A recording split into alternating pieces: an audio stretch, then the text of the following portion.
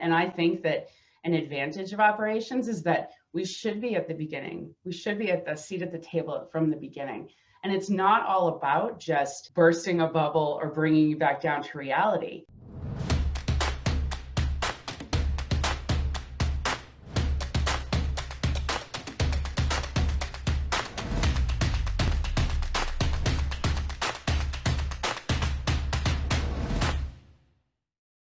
What is your philosophy in sales RevOps, and how has your life impacted that? And that can be even outside of work as well. So who's Anne? What's your ops philosophy, and how did you get there? Well, I started my career in technical support for a company that had a niche software, and really that's kind of where it all started. I did that for about 12 years, and it was very fast paced and it changed a lot. And there was an operational aspect to it as well. I mean, there's a lot of process that I had to set up, and worked with a lot of customers. And from there, I started to move into management, and worked with support, professional services, customer success, and then found my way into sales operations, and also customer operations. And so what I found was really good for me was that operations, because it was very quick paced. You were able to take all of your experiences from support, from services, from sales, and put them all together into this role that helped all of those departments. And so the philosophy that I've come up with for myself is that operations people are amazing. So they bring so much information and so much background and so much knowledge with them into whatever operations role that they have, that they're really able to problem solve in very non-linear ways. And I think that sometimes that can be overlooked. So it's really what I think it's becoming a passion of mine, which is to highlight operations in a way that gets us a seat at the table earlier, and that we're not just looked at as a reactive tactical department that projects get brought to us at the end, and then we're stuck with either saying no or putting something in place that we may have designed differently if given the opportunity. Awesome. So that's really where I want to make sure that we're seen as a trusted partner, for sure. Yeah. What a powerful advocation of ops. I love it. And I agree, people in ops are awesome. Absolutely. So you described here, you said, people in operations, they so often have the ability to problem solve in non-linear ways. And we're also discussing the fact that perhaps it would be advantageous if we brought people in ops into discussions earlier. Link to me why that advantage helps with that proactivity that we're looking at.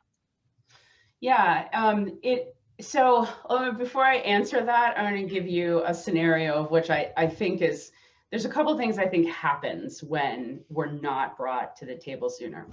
And I think that, operations has a very unique perspective, because we're working with sales, support, services, finance, product, marketing. I'm sure I forgot some. All of these verticals within an organization, and operations is really that connective tissue that runs horizontally across all of those verticals. So we take information and solutions that we've built out for one and can then transpose it onto the others. So we have a ton of knowledge about how the organization works, and how those different departments work. And so I think what can happen is that there's kind of a misalignment, and by alignment, I mean when to bring operations into a scenario. And because of this, somebody will get their project to a certain point and say, oh crap, we forgot to tell operations. And so then there's this flurry to get operations involved, and whether it's sales ops, rev ops, anyone in operations. And then by the time we're involved, it's really, at the tail end of a project. So a theory I have, and I'm going to relate this to a party.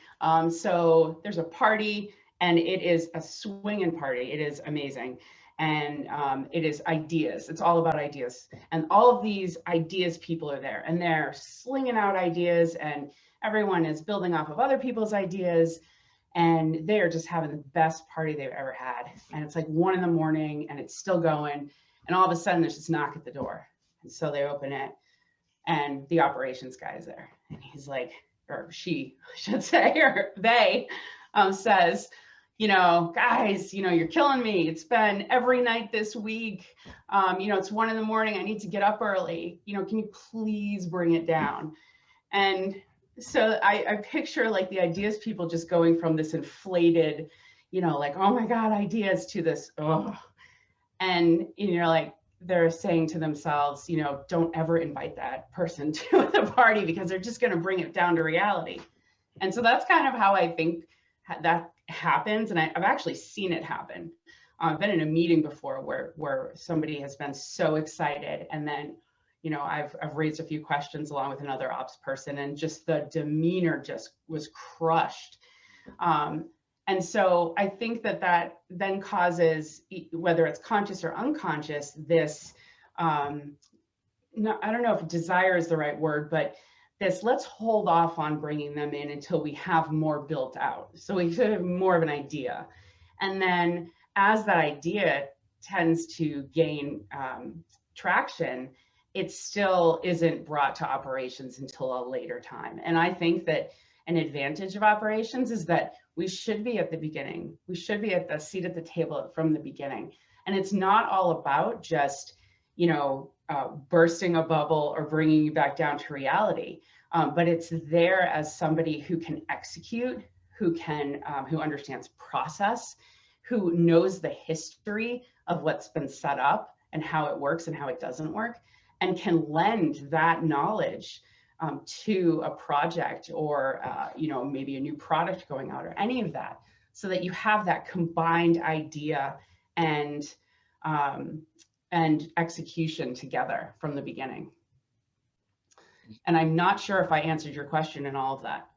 No, you did. And actually it raises an interesting point. So what we're saying is, it's because of when operations are brought into discussions, that causes their reaction to have to sometimes bring ideas down or bring them back to reality. And that changes perceptions of operations people. But we're saying, Anne, that it doesn't have to be like that. They can be just as invigorating and creating ideas and useful if they're brought in earlier. Oh, yeah. Would that simple thing change how they're perceived in the organization? I think it would. I think it would definitely help. I think that, so picture a room full of ideas people, and there's one operations person. And I just picture them, because I probably have done this in my head, sitting there rolling their eyes of all these ideas and feeling like nobody here is rooted in reality. And then picture the opposite, and you have a room full of ops people, and you've got an idea person, and they're bored out of their mind, and they're like, where's the life? It's just, I'm so bored. So I think it's an understanding of who brings what to the discussion, and then having just the grace to allow those two, differing sides to come together, and understanding the benefits of both. Because I think what happens when we're not at the table at the beginning, and I had this happen just recently, we are given something that is someone else's solution. And so we are, well, everything else is done. We just need you to do this one thing. And we might have ended up organizing it or creating it completely different, but we're handed a solution. And then we just have to either do one of two things: either say no, which doesn't always go over well, excuse me, or we put it into place. And then it's that sort of thing that just happens, and it's this cyclical response of just tactical and reactionary.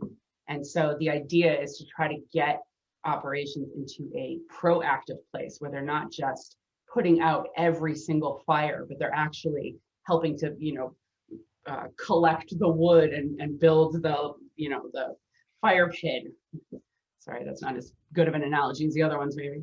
But no, it makes sense. Okay, Anne, so an interesting question on the back of that is, when we're just executing, when we're deploying the plans of others, typically, in what you've seen, who owns that plan once ops has executed on it? And how much of there is a cadence between the people in ops executing the plan and the people designing the plan? What's typical in your experience? Yeah, so I think there's also this idea, and that's a great question because it highlights it, that there's a handoff. Yeah. So that whoever's like, all right, we're gonna do this new product, let's say, or we're gonna sell completely different than we ever have before. So the sales leadership is creating that new sales process, and they're doing, they're putting everything in place. And then they get to a point where they're like, okay, now we'll hand it off to, let's say, sales ops or operations, and let them put it in place or execute on it. But I think that's a huge miss, because I don't think you do that when I'm trying to think of like development. You have this story that you're following through, and you're going back. You have product owners who are the connection between product and development, and so they're making those connections and they're filling those gaps. I think what happens is that you can have a department that it thinks that they're just going to hand it off and that their part is done, or that they've created it enough, or through to completion, and then operations just has to execute on it. And that means that you're going to have, it's kind of like the telephone game. By the time it gets to the end, it's completely different than how it started. So I think that there needs to be more understanding of these two groups need to come together, and you have to have someone whoever's going to execute on the plan needs to be involved at the beginning when you're creating whatever that plan or project or product is. Otherwise, there's a huge disconnect. And the other thing that usually happens is that by the time that the first group has handed it off to operations, there's usually not a lot of time left, because they've been working on it for, let's say, months. And so now they're thinking, okay, well, we don't want to wait another several months. We want to do it now. We're ready to do it now. And so then there's a lot of pressure on operations to get it out the door, which also limits the amount of creativity that they can have. Yeah, okay, fantastic. So we've covered this off really well. Like, this part of the interview is basically, what's the argument for it?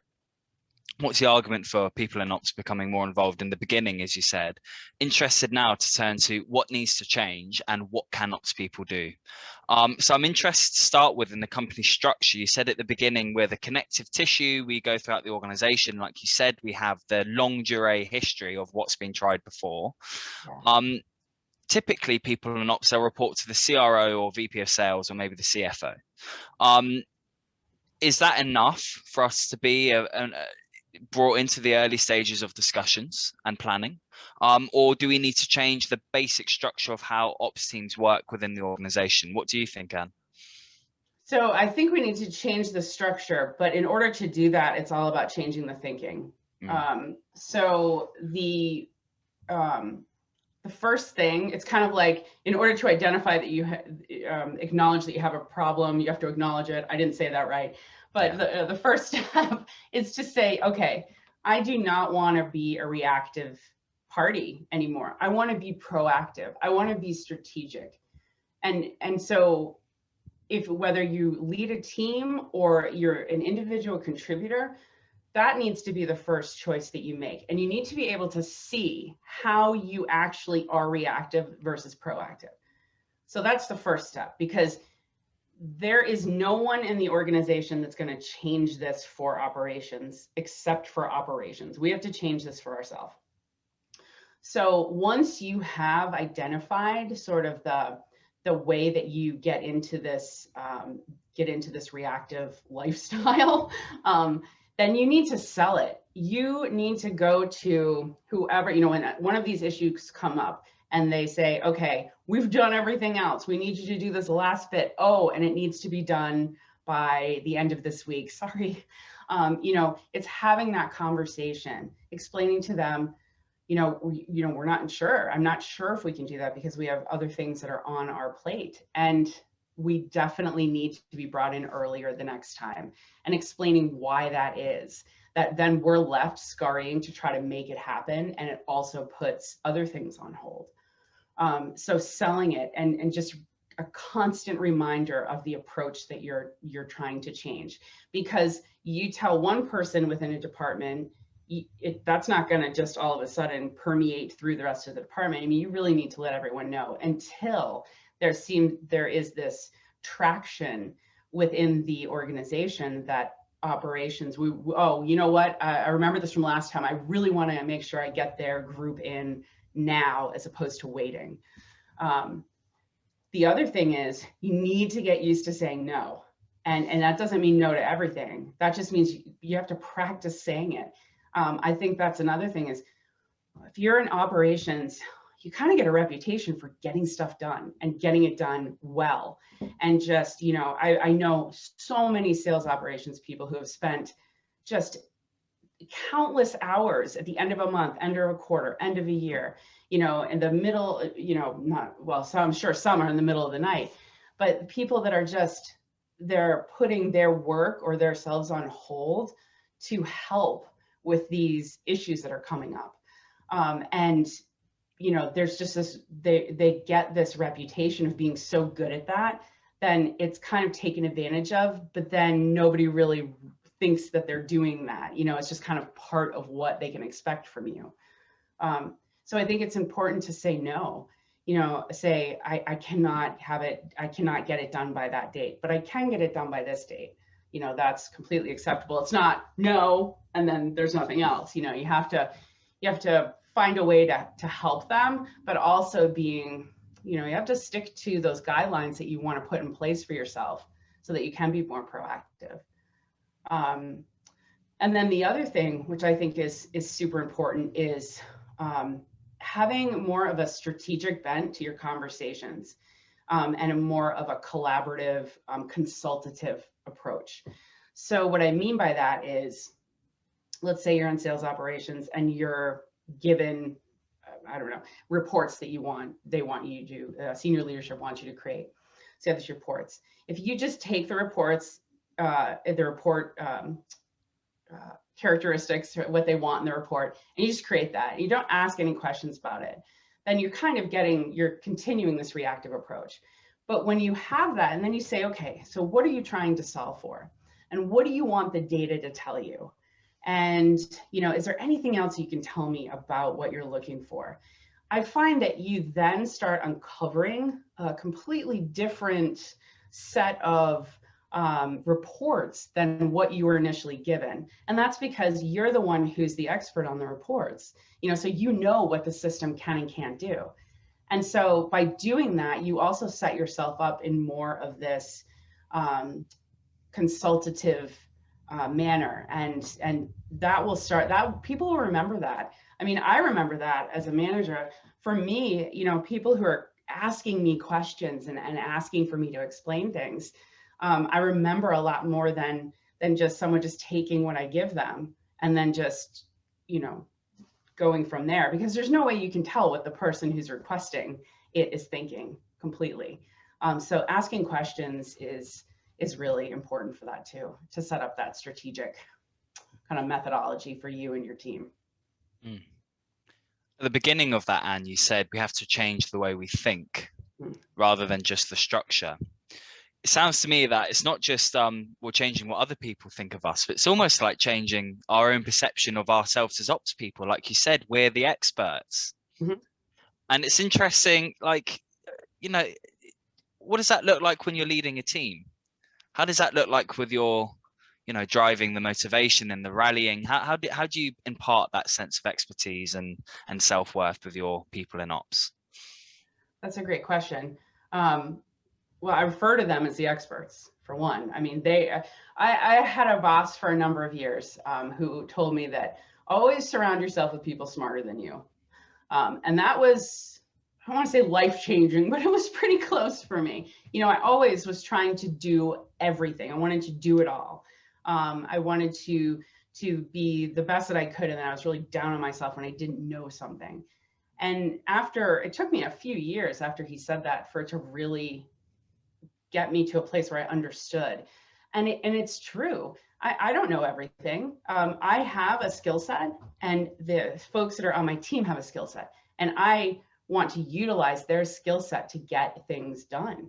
I need them to help me understand a situation or a problem, and without that, you know, I just no way I can do it myself. Excuse me. Um, so I think that, you know, letting them know that their time is valuable and that they're the ones that I need help from, and that it's a very collaborative environment. I want everyone on my team to raise their, you know, I say raise their hand, but I don't mean raise their hand to speak. I just mean like to communicate with me and to offer suggestion and to collaborate. I want to hear everyone's ideas. And so I hope that that is creating just a really great interaction between all of us. I look at it as very much we're on the same playing field. Yes, I lead the team, and I think that's because of a skill set that I bring to do that.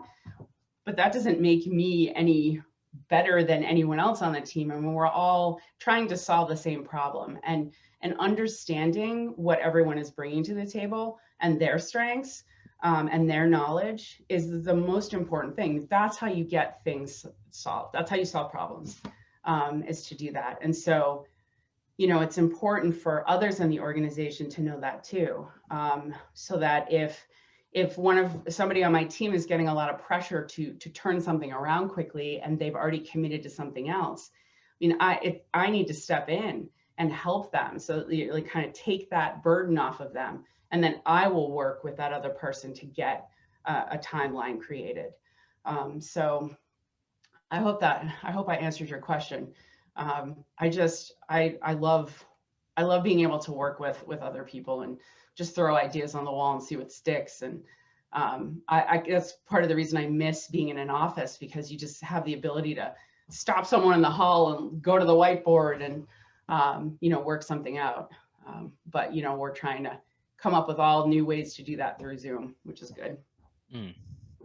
So that I love the idea, because essentially we're treating our ops team members almost like that, you know, people of as an equal importance as directors themselves. You just have the specific skill set of leading a team and managing a team, but they're just as experts in their field of ops as you would be. Yeah. And sometimes more. I mean, everyone's got a specialty and something they're really great at. And I think one of my strengths is being able to identify those and then bring them together for the conversation. I mean, that's the important thing is, you know, is to, I mean, just having the whole team be able to contribute and not worry about throwing out ideas that are crazy or, you know, whatever. I just love that. And that's what I hope that my team, you know, feels that too, that collaboration is key, and that they're all appreciated. Awesome. Okay. In this interview, Anne, we've looked at climbing the mountain of getting ops people into a strategic position in the company, with lots of great ways and tactics to do that and different ways to think about it. If someone is in an organization, they're brand new into a leadership role, what's one of the first things they should consider? It should be top of mind for them to start doing now to get there. That's a great question. So I think that the first thing that you need to do, actually two first things. One, understand who you have on your team and where the strengths are, so that you know where to go when you have questions and need help. And then the other one, which I think is even more important, is setting up a structure, having, you know, like guidelines, guardrails, whatever you want to call them, that you stick to. So it's great to have rules, but then if you're always breaking them or you're always making exceptions, then it really doesn't matter that you had rules, because you kind of don't. So it's coming up with a with simple guidelines about so that when somebody sends you a problem, or they send you something that they need you to do, or they're calling you at like 8 o'clock at night or something like that, that you can lean on these, so that you don't get into this circular reaction craziness, so that you're thinking about, okay, if I do this, what do I have to give up? And is that the right decision? And too many times I think we react and just say, okay, I'll get it done, I'll find a way. But we're not doing ourselves any favors by doing that. I mean, yeah, you're getting a reputation for getting things done really quickly, but are you doing them the way that you would really do them if you had the time? I'm gonna guess you probably wouldn't. It would be different. So I think having that structure is really important, because you need to be able to say no. You also have a plan on your team, and you have goals that you're trying to achieve. And so if you're always giving that up to work on things that come in the moment, I think that you're just causing yourself and your team a lot of extra stress that just doesn't put you in a good place. Yeah, fantastic. Really great first start for someone. A final question for you, Anne. If you're in a room full of RevOps and SalesOps superstars, what one question would you ask them? Oh, that's a great question. So I think it's a really boring question, but I would want to understand just what do they do or use as a system to keep themselves on track. I find that even though that's something that I have just spoken about, and having guidelines and guardrails and whatnot, I can also, which is a reason why I like to have as the first step is to making that change in your own head. You got to make the choice to go proactive, because I've done it too. I've had somebody call me and then I've reacted and done what they needed. So I'm always interested in how other sales ops or rev ops folks are organizing that. Are they using a system? Are they using a methodology? How do they keep it all straight?